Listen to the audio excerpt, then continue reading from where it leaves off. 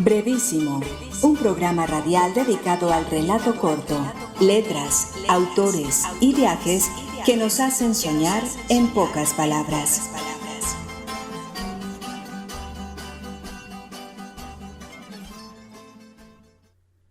Hola, bienvenidos a una nueva emisión de Brevísimo, un programa dedicado a las formas breves de la literatura. Yo soy Mauricio Montoya y le doy la bienvenida a mis compañeros de mesa, Andrea Montoya, César Paredes, Norbey Echeverry, Zairo Anillo, Andrés Zapata y Edwin Solórzano.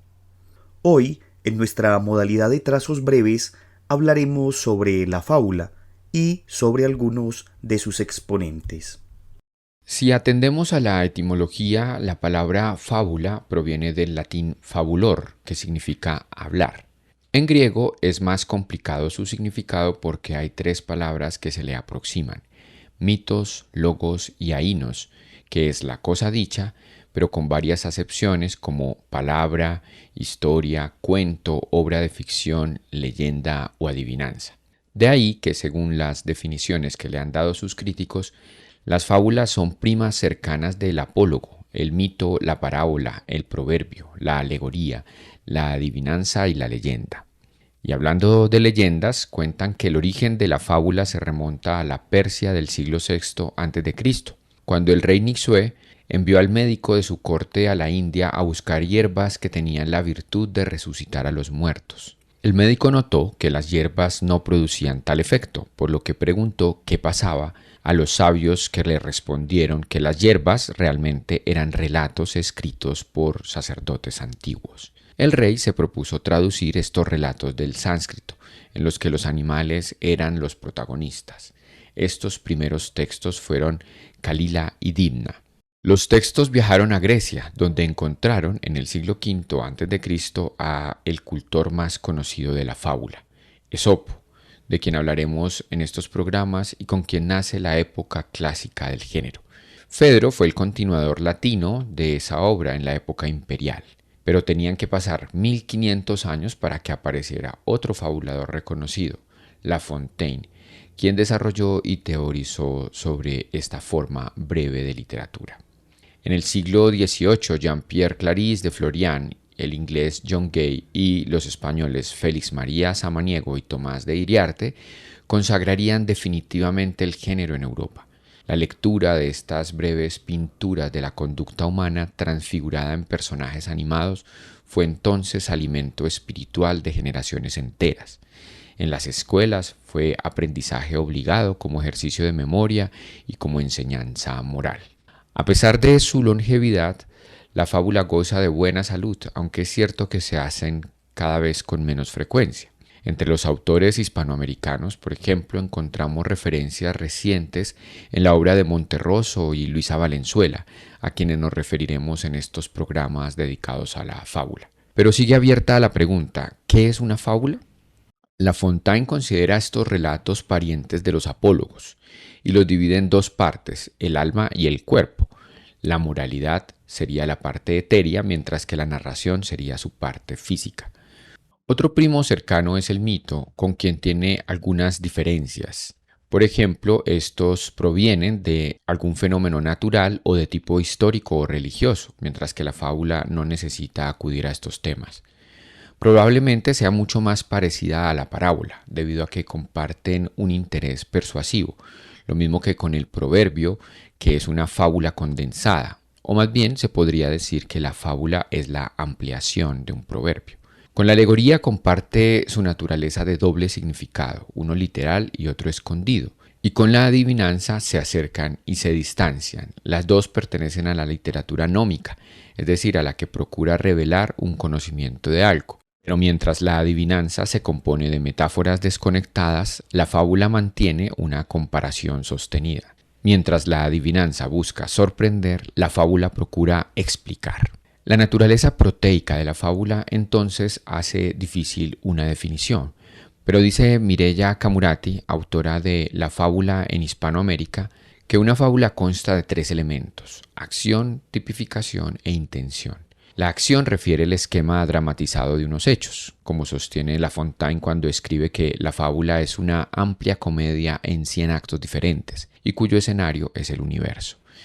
El segundo elemento es la tipificación. Los personajes en una fábula representan virtudes o vicios, lo que se conoce como tipos.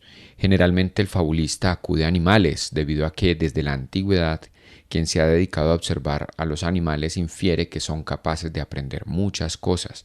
Luego resultan, por analogía, en tipos ejemplares para la enseñanza. Y el tercer elemento es la intención. Camurati dice que es necesario que exista una determinación de la voluntad para hacer las fábulas. En sus 2700 años de existencia, las fábulas han permanecido firmes en sus planteamientos básicos, más allá de variaciones y vueltas de tuerca que sus diferentes autores les han aportado. Pues desde los tiempos de Nixue, en estas historias se aprecia el soplo de inspiración de historias protagonizadas por animales y objetos inanimados que retratan la naturaleza humana y cuyas autorías o criaturas van desde el Conde Lucanor, Andersen, Kafka, Orwell, hasta llegar al ecosistema Walt Disney. Cuando escuchamos el nombre de Esopo, siempre lo asociamos directamente con el tema de la fábula, y aunque algún tiempo antes de él ya existían representantes de este género como Hesíodo y Arquíloco, que también pusieron sus relatos con voz de animales, es Esopo la figura más popular en este género. De su vida se sabe poco. Se cree que vivió a finales del siglo VII a.C. y que fue contemporáneo de figuras clásicas como Pisístrato y Solón. Esopo era esclavo y se cree que mudo. Una historia relata que un día ayudó a una sacerdotisa, la cual, agradecida por la ayuda de éste, pidió a los dioses que ojalá le dieran la libertad a ese pobre hombre, o que al menos le concedieran el don de la palabra. Esopo se fue a casa a descansar esa noche y soñó que las musas le hablaban al oído, y al siguiente día despertó no solo hablando, sino también con una gran inteligencia y sagacidad, las mismas que lo llevarían a ser reconocido por sus sabias historias y también por sus respuestas ante problemas cotidianos. Como esclavo, Esopo tuvo diferentes amos. Uno de ellos fue el filósofo Janto, quien lo compró al ver las habilidades que éste tenía con la palabra. Se cuenta que en una ocasión Janto se embriagó tanto que apostó toda su riqueza diciendo que podía beberse toda el agua del mar. Cuando despertó de la borrachera, Janto se dio cuenta de su error, y cuando llegaron sus adversarios con el juez para llevar a cabo la apuesta, Janto acudió a Esopo para que lo sacara del aprieto en el que se había metido. Se cuenta que Esopo le dijo a su amo Janto que alegara que como todos los ríos desembocan en el mar, y que como él había prometido beberse el agua del mar, su adversario debía bloquear todas las corrientes de los ríos, y así se podría tomar él el agua del mar. Ante esta argucia, el juez no tuvo más remedio que darle la razón a Janto, y deshacer así la apuesta. Los relatos construidos por Esopo han marcado a la humanidad no solo por su belleza literaria, sino también por las moralejas o enseñanzas que dejan y que hasta hoy pueden sernos útiles para enseñar a pequeños y grandes. Escuchemos una de esas fábulas famosas en donde se mezclan la amistad, la traición y el castigo.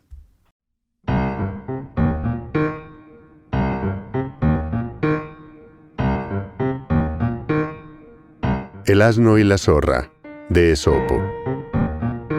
Un asno y una zorra decidieron salir juntos de casa con la promesa de protegerse el uno al otro ante posibles enemigos. En su marcha se encontraron con un león agotado y hambriento, que de inmediato se felicitó por su buena fortuna ante aquellas apetitosas presas que la providencia había puesto ante él. La zorra, ante el temor de ser devorada, se acercó al león y le dijo al oído: «Si no me haces daño, te ayudaré a capturar al asno sin esfuerzo». Cerrando el trato, la zorra se dirigió al asno y le propuso ocultarse en un foso, ya que de este modo permanecería oculto a los ojos del león y estaría seguro. El asno, confiando en la palabra de su amiga, se escondió en el foso, quedando así atrapado a la merced del león. Cuando éste se aseguró de que el asno ya no podía escapar, clavó sus garras en la zorra por ladina y traicionera. Pero ¿Qué haces?, gritó la zorra. ¿No éramos amigos? Traición bajo amistad es doble maldad. Ahora tienes lo que mereces, dijo el león.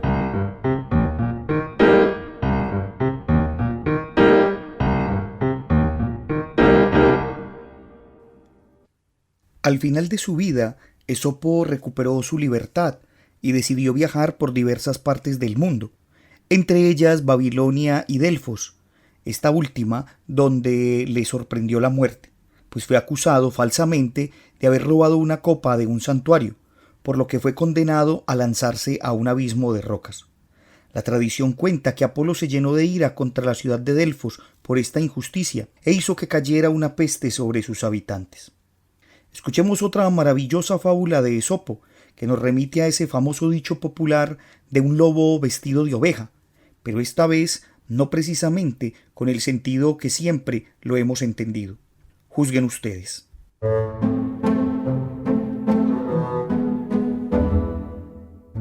El lobo con piel de cordero, de Esopo. Pensó un día un lobo cambiar su apariencia para así facilitar la caza de comida. Se metió en una piel de oveja y a continuación fue a pastar con el rebaño, de manera que despistó al pastor. Al llegar el atardecer, fue llevado junto al resto del rebaño a un cercado, quedando en el interior junto a sus deseadas presas. Sin embargo, por la noche el pastor entró buscando carne para el día siguiente. Cogió al lobo, creyéndolo un cordero, y lo sacrificó.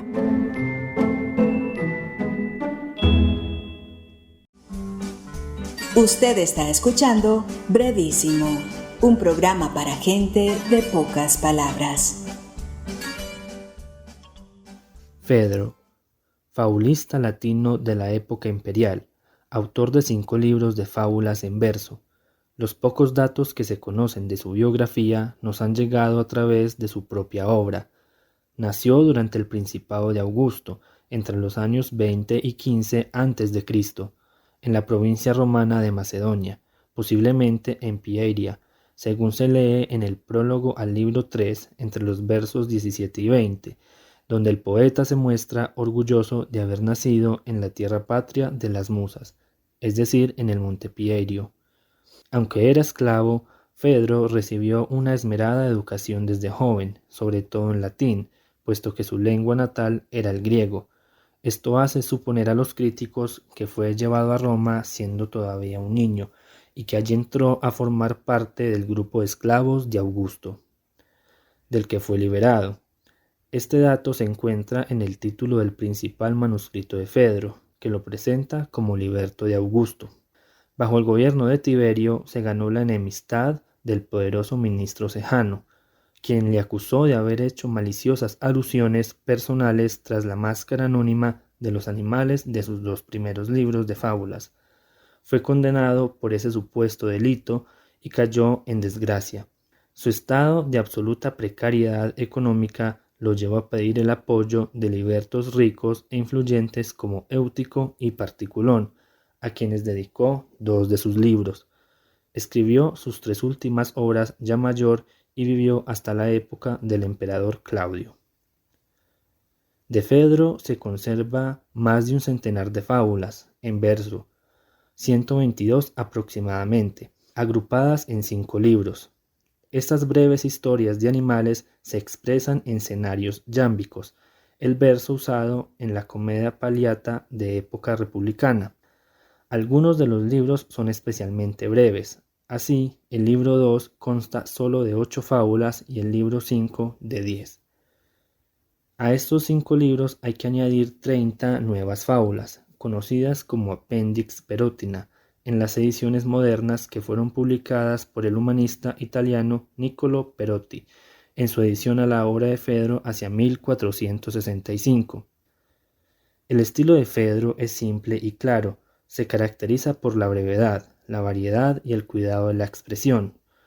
A pesar de las expresiones cultas, también refleja Fedro intencionalmente en sus composiciones elementos del lenguaje hablado. Así simpatiza con las clases populares y el mundo marginal en el que creció. Todos estos elementos explican la popularidad de su obra. Aún en nuestros días es difícil no conocer las fábulas del lobo y el cordero, la zorra y las uvas o la zorra y el cuervo. El fabulista latino reconoció a Esopo como inventor del género literario de la fábula y se consideró heredero de los temas que las colecciones helenísticas habían transmitido en prosa desde el siglo IV a.C. Así, admite su dependencia respecto a Esopo en cuanto a las historias, ya que en lo referente a la forma literaria, en especial el uso del escenario yámbico, reivindica su originalidad. Su obra fue ignorada en su época, pero a partir de la Edad Media empezaron a circular, con el nombre de Rómulus, diversas prosificaciones de las fábulas de Fedro. En 1596, Fedro abandona definitivamente el anonimato, al ser editado por Pierre Pithou. A partir de entonces encontró un lugar junto a Esopo en las grandes antologías, como por ejemplo la reunida por Isaac Nevelet, Mitología esópica en 1610. Desde el siglo XVII, las fábulas de Fedro suscitaron mayor interés. El movimiento neoclásico apreció el carácter edificante del género. Empezaron a ser imitadas en prosa y en verso, y se usaron como solía hacerse en la antigüedad y en la Edad Media, como textos escolares. Por otra parte, en este siglo nació el más fiel imitador de Fedro de todos los tiempos, el francés Jean de La Fontaine, que publicó sus Fables en 1668. Al siglo XVIII pertenecieron igualmente insignes fabulistas españoles como Félix María Samaniego y Tomás de Iriarte, que, aunque imitando directamente a La Fontaine, recogen la herencia literaria de Fedro. A continuación, escucharemos la fábula del piloto y el marinero.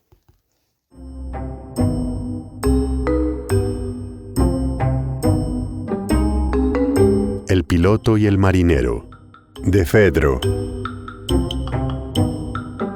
Estaba una nave a merced de los varios y encontrados vientos de alterado mar, y la tripulación, con lágrimas, temor y congojas de cercana muerte. Serenóse de súbito el furioso temporal.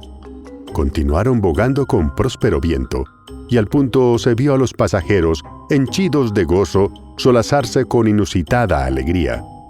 Mas el piloto, aleccionado con la experiencia del pasado peligro, dijo así: «Puesto que en la tierra andan siempre asidos de la mano el placer y la pena, mostrémonos tan prudentes antes de llegar al deseado puerto, que tanto las expansiones como las quejas sean siempre moderadas».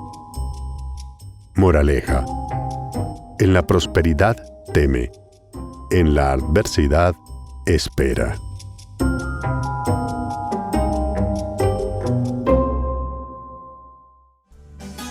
Usted está escuchando Brevísimo. Lo bueno, si breve, 2 veces bueno. Jean de La Fontaine fue un escritor francés del siglo XVII que escribió una variedad de fábulas y reescribió otras de autores clásicos como Esopo. La Fontaine recuperó para su tiempo una tradición que se había perdido, gracias a la fascinación por el mundo oriental y por autores como Esopo y Horacio. Supo resucitar la fábula y le puso su impronta al escribirlas en forma de poema y con rima. Por las fábulas de La Fontaine pasa la sociedad francesa de su época, pues el poeta era no solamente un gran observador de la naturaleza, sino también de las pasiones humanas.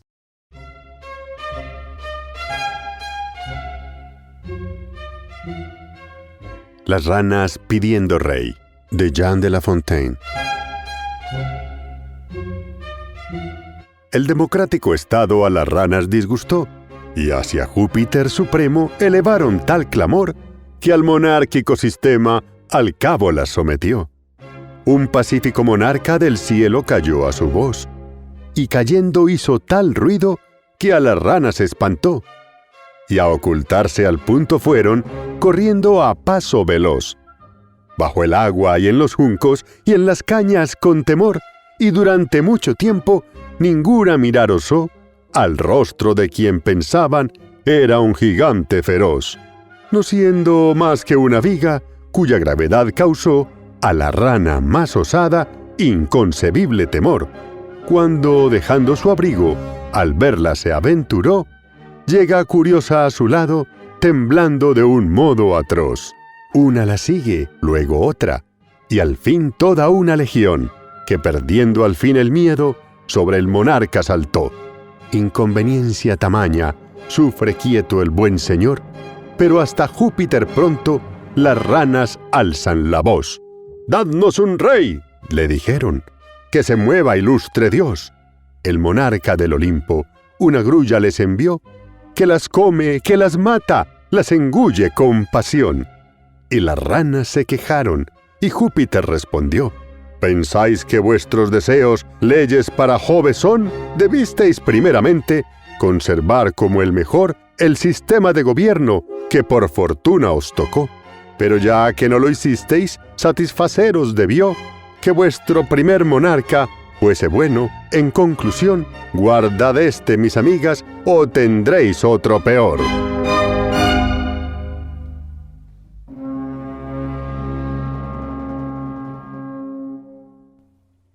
Escuchábamos la fábula Las ranas pidiendo rey, un texto en forma poética que reescribió y amplió La Fontaine, teniendo como inspiración una fábula de Esopo que lleva el mismo nombre.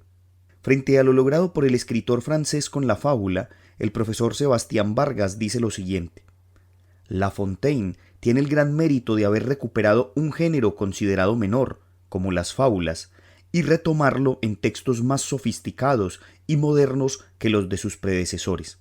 En ese sentido, realizó una tarea similar a la que Perrault, su compatriota y contemporáneo, emprendió con los cuentos de hadas: volver actual un género de origen eminentemente popular y darle prestigio literario y permanencia a historias enraizadas en la tradición oral de Occidente.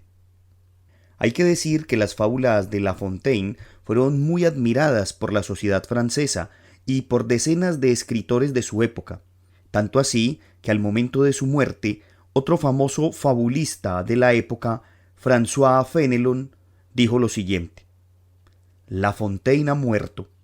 Con él murieron los chistes llenos de malicia, las risas festivas, las gracias elegantes, las sabias musas. Es Anacreonte que nos divierte. Es Horacio, libre de cuidarse e inflamado, que canta con esta lira. Es Terencio, que con sus comedias pinta al vivo las costumbres y las pasiones de los hombres. Es Virgilio, cuya dulzura y cuya elegancia respiran en sus fábulas. La razón del más fuerte es siempre la mejor.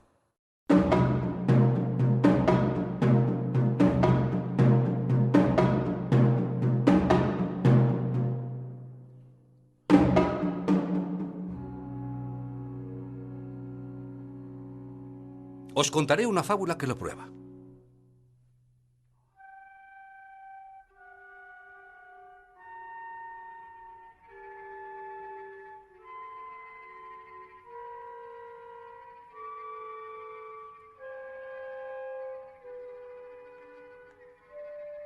Un cordero saciaba su sed en la corriente de agua pura.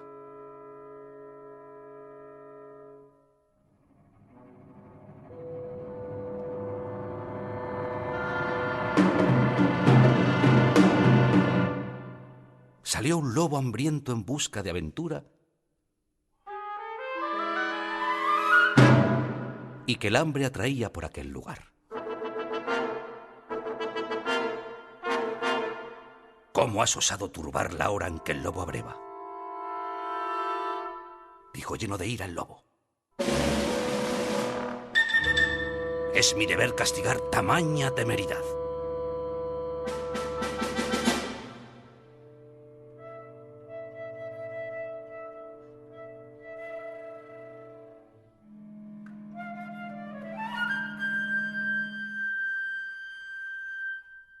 Señor, responde el cordero, que su majestad su furor tempere y considere que yo saciaba simplemente mi sed en la corriente a más de 20 pasos de distancia y que desde mi sitio no os puedo turbar el beber, mucho ni poco.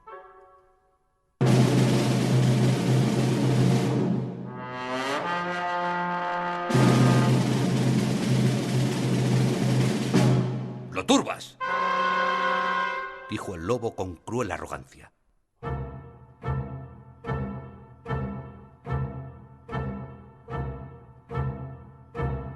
Y hablaste mal de mí, me consta, el año pasado.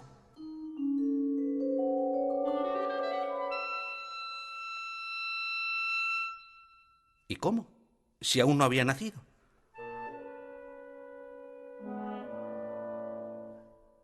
Respondió el cordero. Si todavía me amamantaban. Pues si no tú, tu hermano mayor. No tengo ninguno. O alguno de los tuyos, que no repara en criticarme. Ni tú, ni vuestros perros, ni los pastores de tu clan.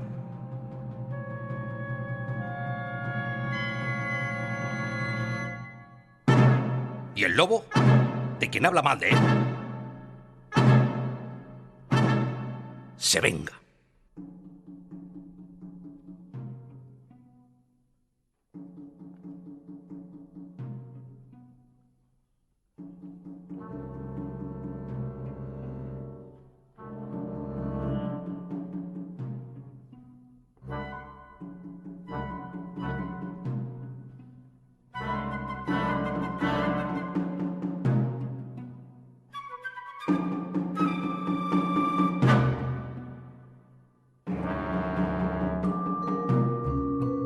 Dicho esto, se lo lleva campo a través al fondo del bosque y allí se lo come.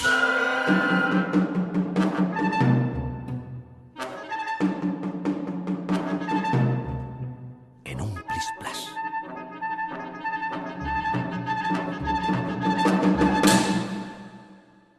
Escuchábamos otra famosa fábula de Jean de La Fontaine, esta vez por el ensamble de la Orquesta de Cadaqués, narrada por Gonzalo de Castro.